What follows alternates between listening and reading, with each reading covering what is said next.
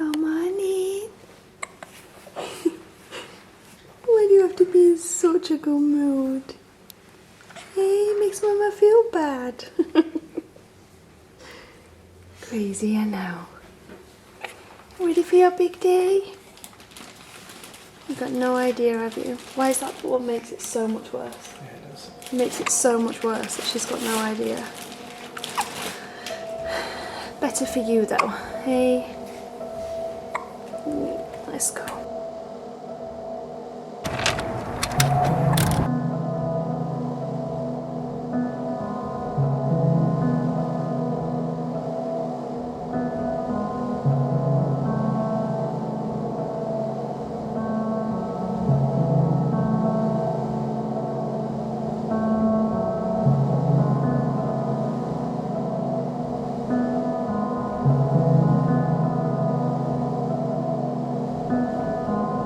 Good morning everybody. So I am currently sat in the Costa downstairs in the hospital because we got here at 7:30 and went straight up to the theatre admissions unit, but only one parent is allowed in there.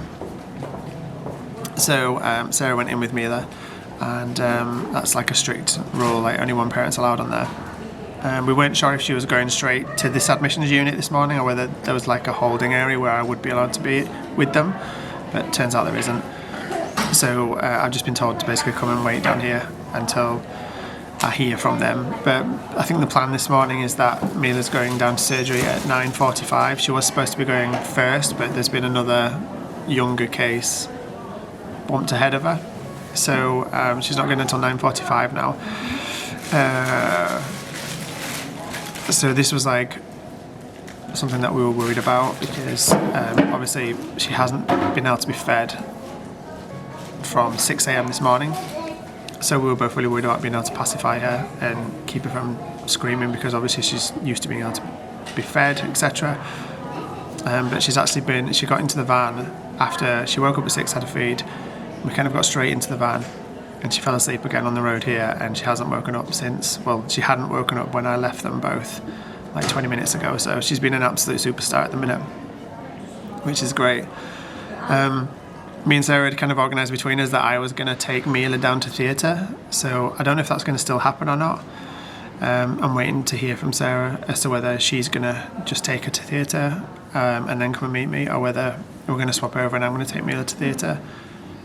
I kind of like I'm the one who always who takes them to their injections, and I'm the one who does that sort of thing just because I know that when Isla was a baby, for instance, she had to have minor surgery. Sarah took her to obviously her surgery, and I know she had a really brutal experience watching Isla get put to sleep, and I know she didn't want to re-experience that. So obviously I was like, oh, of course I'll take her to theatre. I'm not looking forward to doing that, not gonna lie. I've heard a lot of kind of stories about how babies just obviously don't accept being put to sleep and having a mask put over the face with the anaesthetic gas that they give them to make them fall asleep.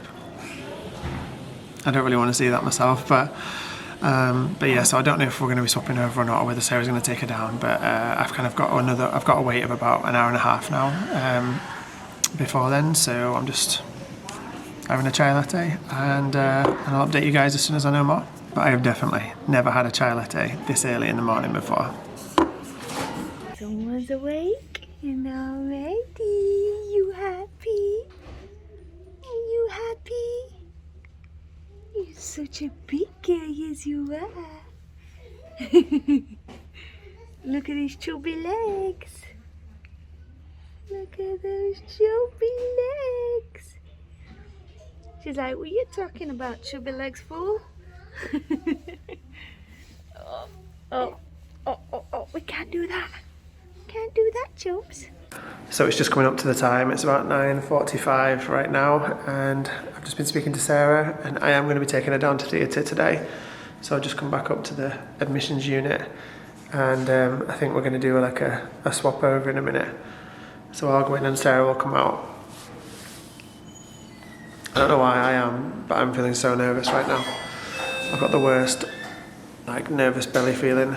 I'm actually terrified to see Mila get put under. I'm really worried about that. Chris just took Mila down. It's 10:35. There's a bit of a delay. Oh my gosh. I feel sick with worry.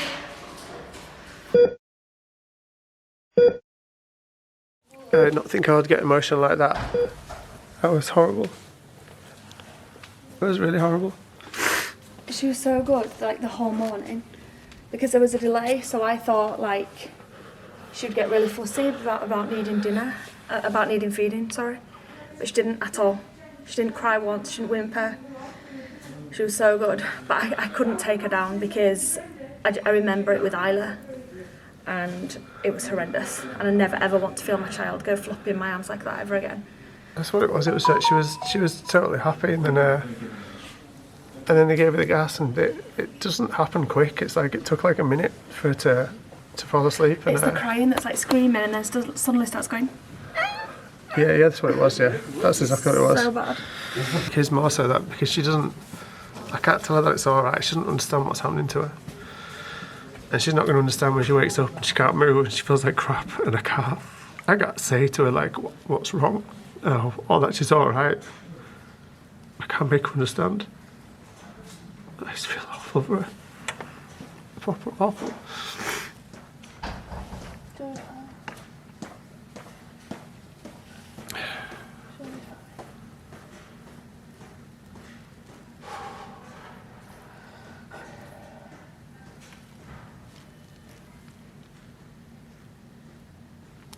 Two hours is such a long time. Yes. I wasn't expecting 2 hours. I thought it'd be quick. I need to give myself a shake, go outside or something. Let's go get a drink. So we've just come to get a coffee, hence why I'm no mask on. We just sat down in Costa. I don't feel like it was as bad for me this time because Chris took her down, and I know that's what literally traumatised my nightmares for like months after when with Isla. I'll explain with Isla in a second because probably some of you are like, Isla, what? Did Isla have surgery? I'll explain that in a second. But I know with, I know because that's why I told Chris, like, you're going to have to take her.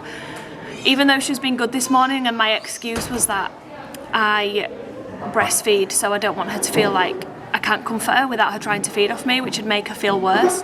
That was my excuse. But this morning she was actually so, like, I can't believe how good she was. She slept. We got her up and put her in the car. We were in the car at like 6. And she slept literally the whole way here. And then we had to drive a bit slower, didn't we? We were in the van, not the car. We had to drive a bit slower because of the winds and things. Yeah. So we set off a bit earlier. But then when we got here, she slept the whole time. She didn't even wake up till about 9, 9:30. And then we had an hour where I got changed into a gown, and then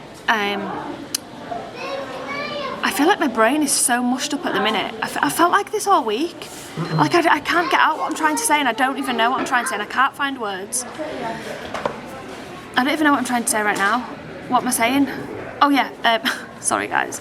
So we got to the hospital and she was really good, got changed into a gown, and then for that 45 minutes or so, she was just happy, sat on my knee, wandering around the little ward place that we were on, the waiting theatre room, and then she was fab. However, like I said, I couldn't take her down. I knew I didn't want that image in my head.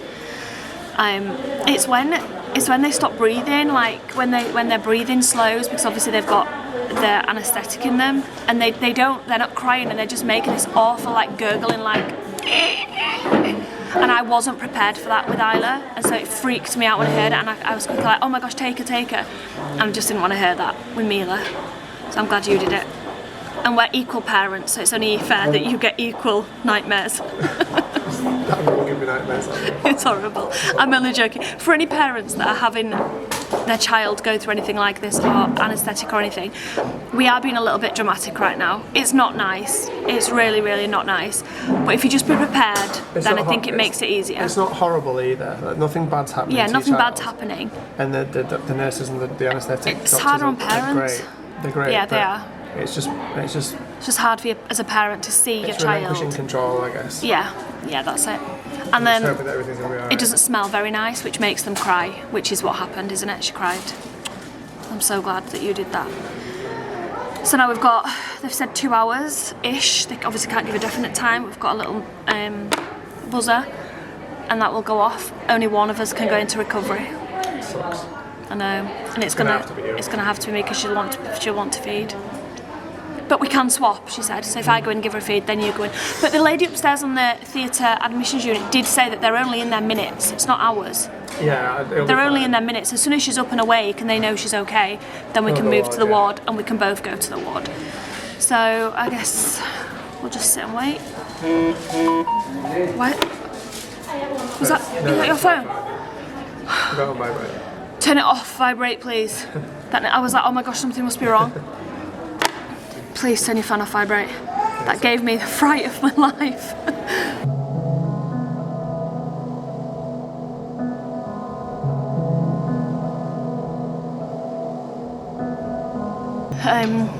Isla. So some of you guys might already know this, probably a lot of you won't. So she's the only one of our children that's ever needed surgery.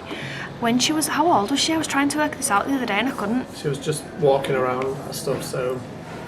About 11 months, because she was quite late walking. Well, she wasn't late walking at all, but she was over 1. She was like 13 months, something like that. But she wasn't walking, so it was before then. I think it was around 11 months, because she was cruising, so she was cruising along furniture. So one night, Chris was at work, and I was looking after the girls, I was just, you know, being a mum. And she was cruising around our bed in our old house bedroom. And our bed there is like solid wood. It was like a solid wood bed. And she fell or slipped or knocked her head. I was sat right at the side of her in a rocking chair where I used to nurse her and feed her when she stopped breastfeeding. But I couldn't get to her in time, not that I would have anyway, because it was instant. And she hit her lip on the bed and it split her lip open. It was bad actually, wasn't it? It looked bad. I freaked out, there's blood everywhere. I don't think it was, I think it was I feel like she didn't really cry that much. No, she didn't, but it was small. But it's because of where it was. So basically, basically it was right at the front of her lip. I don't know why I'm getting close to the camera. I'm like, basically. So it was like over the lip there, but because it crossed the lip and the skin, they needed to plastic surgically repair it, because otherwise it could have repaired itself. Not even, right? It would have no, it's because even as well. It would have scarred, but not even. So her lip would have been not even. That's what it was. It wouldn't join right all the way around. Could have done differently. And because she needed stitches in it, but because she was only so young, they had to put her off to sleep to put the stitches in. So it wasn't a major surgery or anything big, but she did need put into sleep for it. And yeah, so that's when I held her. And the only thing I remember from that, and I'm sure this is where Esme's fear of sickness comes from. Do you remember what happened in the recovery room? So they told me to give her a bottle, which we did, and a Weetabix. Do you remember feeding that Weetabix? I've got pictures. I'm going to insert some pictures now of it. Picking her up. And then Chris picked her up, and she literally vomited all the Weetabix and all the bottle back up like projectile. But poor Esme, who was only 3 at the time, she was 3.5 I think. She was stood below Chris, so it just showered her. She was covered her. It was just like a shower. It was like Exorcist. It was really bad. It was like all coming down. So yeah, that's it. That's definitely where Esme's fear of sickness comes from. I guarantee. And you, yeah. And me, could be. But that's the only one of our children that's needed surgery before. And it was very quick. She was in and out of theatre in 20 minutes. Not like right now, I've got to wait 2 hours. I'm trying to do everything I can to take my mind off of it. It's just the fact that it's 2 hours and it's not guaranteed to have worked this procedure. And if this doesn't work, then it's much worse. Yeah, that's the thing.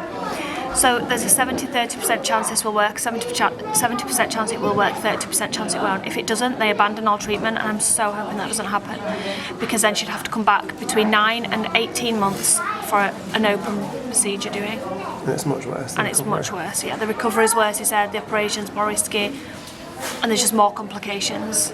So. And she'll have gone through all this today for nothing. Yeah, that's the thing. And it's like, I don't want her in a cast, but if I went to recovery and she went in a cast, I'd be like, be devastated. Yeah, it's like I can't win either way. But,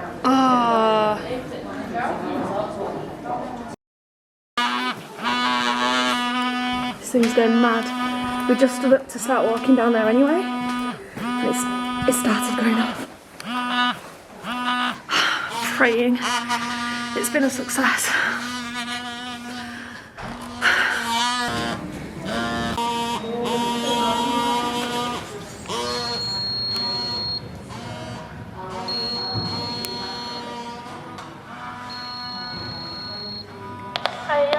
Hi, it's Mila Ingham's parents. Just bear with me.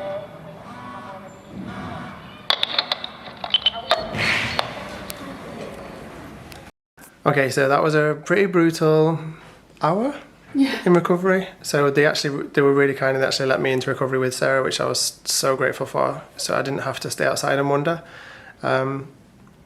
She had to go for a CT scan, which we've just been for. She wasn't in recovery for an hour. No, she wasn't. No. Just the whole thing. Yeah, the whole thing, the CT scan and the recovery was about an hour, and then getting to the ward here. The surgeon came to see us and said initially that he's happy with the placement, so provisionally it was a success. There's a 70% chance of success, 30% chance of failure in this, and they won't know confirmed until they've reviewed the CT scan, which they've not done yet. So we're just keeping our fingers and toes crossed for now. But she was really, really unhappy when we were in recovery. She was hungry. Because we couldn't feed her, we had to leave her on the table, so we couldn't feed her in recovery, we had to wait until the scan was done, so she was really upset the whole time, pretty much. She was literally clawing at me. Yeah, it was brutal. But every time I did, she was trying to get to me, and I just felt so awful. I feel like we were making her worse, because when I was singing to her like I normally do, and I wasn't picking her up and doing things I normally do to soothe her, she was getting more angry, and I just said, like, you're not listening to me, Dad, kind of thing, you know. Pick me up and feed me, yeah. Anyway, it's kind of brutal looking at her, because it's, I don't know, it's a lot. But anyway, she's asleep on Sarah right now. It looks so weird, her leg been like right up there. I don't know if you can see properly, but yeah, her legs in the caster, it's on both legs and all the way up her back and torso, and it's like at this weird funny angle. The surgeon was so lovely though. He was. It was like, we put pink on, have you noticed anything else? And we were like, and he was like, and I was like, the glitter? It's like, yep. I don't like me using glitter, but I thought it'd look cute. It's all over my hands, look. He's such a lovely guy. He is really cool. The consultant there, it's really good as well because it's the same consultant that we've spoke to every time. So her initial diagnosis, then us coming back for that second consultation, and then he was the one that did the surgery as well. So it's really nice that it's the same person all the way through. Yeah, it was super lovely. It was really nice. But as you can see, she's had a really good feed, like a really solid feed, and she's fast asleep right now. She keeps doing that hiccup thing though, you know, when they cry and then they can't get their breathing right and they keep going. She's not relaxed, like can you hear her? She keeps doing she's that. definitely not relaxed.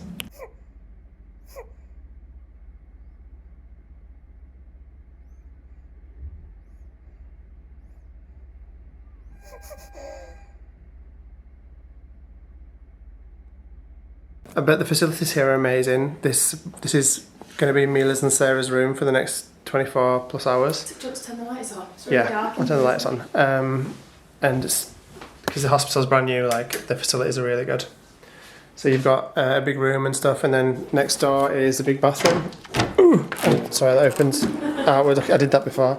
But there's a big bathroom in here as well, and shower and stuff. So it's like really well equipped. And there's a really nice parents' room in here, where the nurse was just telling me we can go get coffee and tea and toast and stuff like that whenever we want, and we can both be here the whole day until night time kind of thing. So. And you get like a little TV there, like it's a brand new one. Look. Yeah.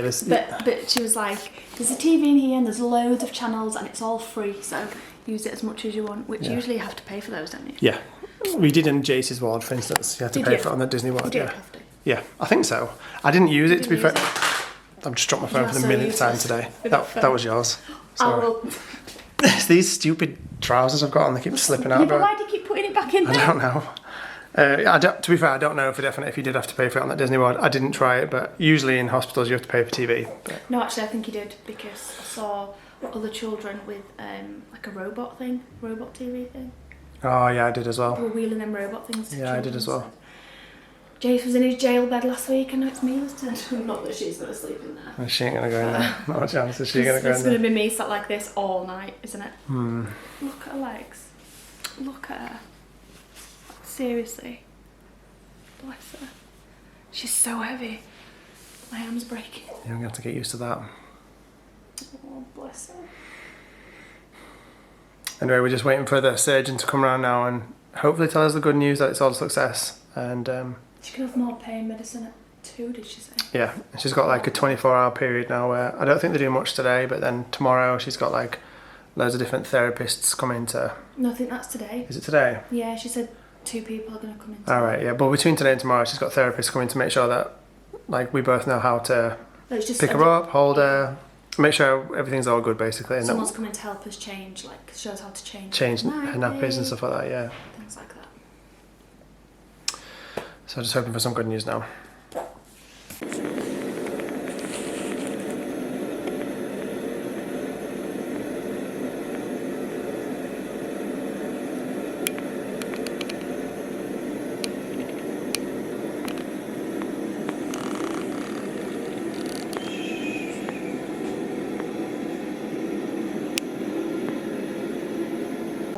So it's about 4 p.m. right now, and we still don't know if it was a successful surgery or not. Basically, we just asked, like, can we get an update? Is there any news or anything? Like, how can we know if it was successful or not? And she went away and asked, and they said that the doctors, surgeons are actually in theatre until about 5 p.m, half past 5. And then hopefully they'll be able to come up onto the ward and speak to all the parents and let them all know the outcomes, basically. If not, it will be tomorrow morning, which we weren't really anticipating. Well, hopefully they might hand it over to the nurse. Oh, they'll hand it over to the nurse. Okay, yeah. So the nurse will still be able to let us know. She come back to sleep. No, she's just chilling. She's very, very, very chilled, relaxed, sleepy. She doesn't seem in much pain, which I'm really happy about. Her throat's definitely sore. Every time she like tries to move or talk or do anything, she like starts having a coughing fit, and you can hear. It's like really weird because her cry's not the same, is it? No. Her cry sounds like a different child. Doesn't sound like her usual cry, but obviously that's because of the intubation tube. You have to sit down. My back is so broke. She's so heavy. I can't put the high deal. Not used to it. But they're so lovely in here. They've just brought these. I've tied my hair up, so I'm boiling. But they just brought these little toys for her to play with, and they've brought some of these little colour changing light thingy-mabobby-doos, which I'm sure she will absolutely love looking at in a little bit. I also told them that usually I co-sleep, and so I was a little bit worried because that bed doesn't actually pull out into a bed. It's just the sofa. And when I asked, she was like, no, it's so silly because the bays all have like proper beds that pull down, but they don't have them in these rooms. And she didn't know why, and I was just like, oh, it's fine, it's just because I usually co-sleep, so I was just wondering, like, I didn't know how to sleep, but don't worry, we'll work something out. And she's like, no, I can swap her cot for a bed. So I think that's really nice of them to accommodate that. So we're going to be having this moved and a bed brought in. And Mila's just having a look at her little face. You feeling okay, sweetie? She's dealt with it like a pro. So far. She has. Don't want to curse the night. Can you imagine if we just get really lucky and she's just randomly just accepts the fact that she's got to lie down now and she's not bothered about it. You know, because she can. When she'll just accept it and she won't be sad. Well, babies do, don't they? They're so adaptive and so good. We've not had anyone come round and help us change a bum yet, and I feel like we need to do that like very soon, because she's had that napkin now for like 3 hours. Not quite. Maybe. Hopefully that'll come soon and help us do that. Ready, Mark? Okay, 1, 2.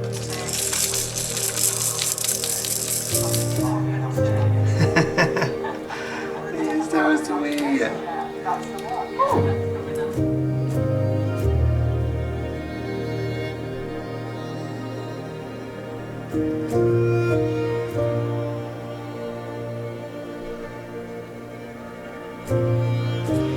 So Mila's awake and she's happy. We just turned the lights off and had such a cute time with these lights, didn't we? Not in your mouth.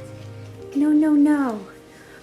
And she's just, oh, it's so good to see her just chill and happy. She's been Mila now. She's been Mila, like she's been smiling. What's that? What's that? Oh, such a relief. Isn't it? Look at her face. She's like, these mine, Mama, I get to take these home. So cute. Bless her little legs. Bless your little tootsie toes. Clever girl. She seems comfortable anyway. Yeah, she does. She seems Comfortable. Really chilled and comfortable. Not what I expected at all. Yeah. So it's now about 5 PM, something like that, about an hour since we last vlogged. The nurses are coming in a minute to help us change her nappy. Another nurse did come in and change her nappy already, but he didn't show us how to do it. I don't think he realised that we'd not done it previously or something. But another nurse came in and said, we need to do the nappy with you. It takes 2 people, so I think there's a bit of miscommunication maybe. Anyway, they're coming back in to redo the nappy and show us how to do it. Her heart rate's a bit high, which I don't think they're like overly concerned about, but they have mentioned it a couple of times. When the guy came in and did a heart rate, it was like 176 beats a minute. And then it was still high when they just came in then. So they've gone to get some painkillers just in case like she's got pain anywhere and maybe that's causing it, I guess. And they're going to keep monitoring it, but they do monitor it like every half an hour anyway, and they have to come in every half an hour to like check her toes and things, because they said that their legs swell in the first day, 24 hours or so, from, because they're basically, have we even explained what they've done? They've like cut her tendon in her groin and like moved muscle and things around and manipulated also. It's going to be a bit sore. So yeah, basically going to keep an eye on that, going to come and help us change her bottom. Chris has been to Subway, got me one, I didn't eat it. Where's mine? What's there in the corner? Cookies there. Cookies there, oh, I might eat the cookie actually.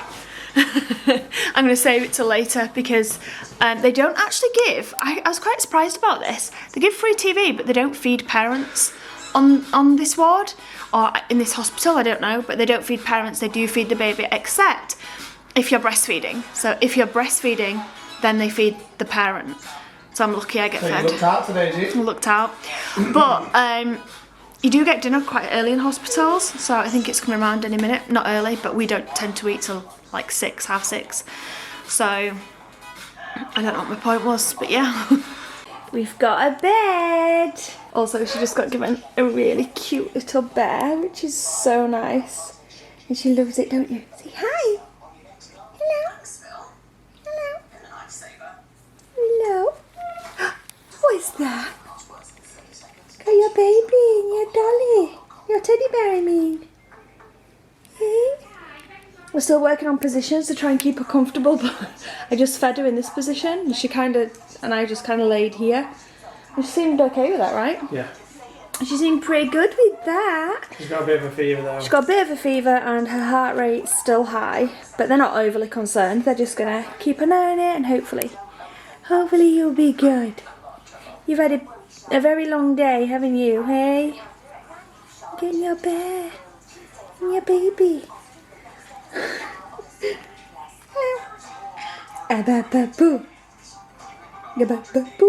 She has moments like this where she's awake and happy, and then they last for like 15 minutes, and then she's like, no, good night. Yeah. Good night. Good night. It's gonna take some adjusting, hey? After your big long day. Oh, yay! You're smiling. You'll always be my smiley girl. Oh my gosh, so cute. Aww.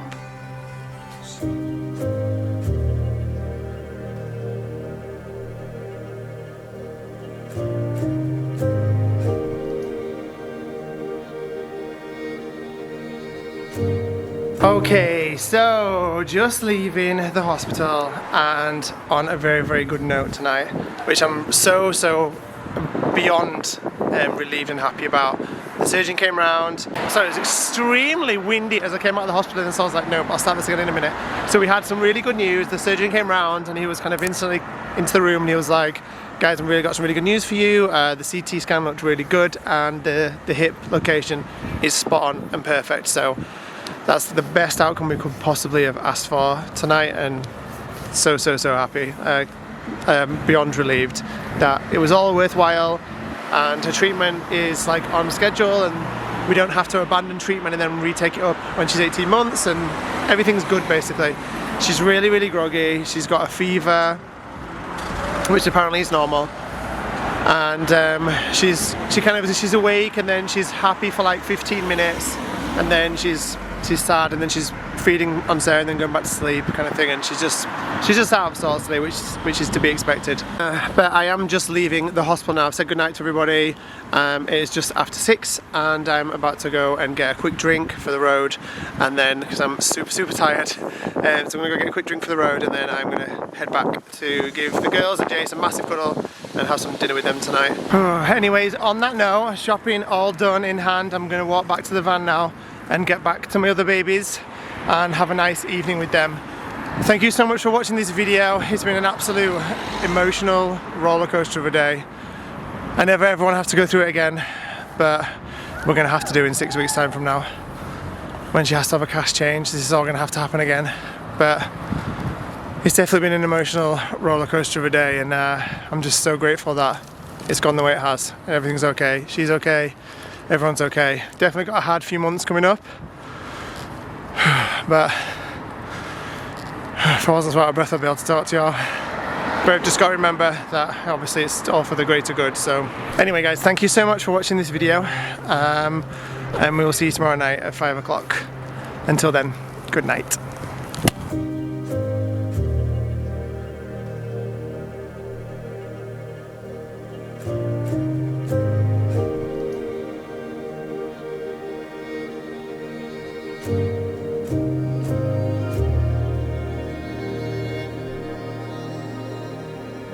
Thank you.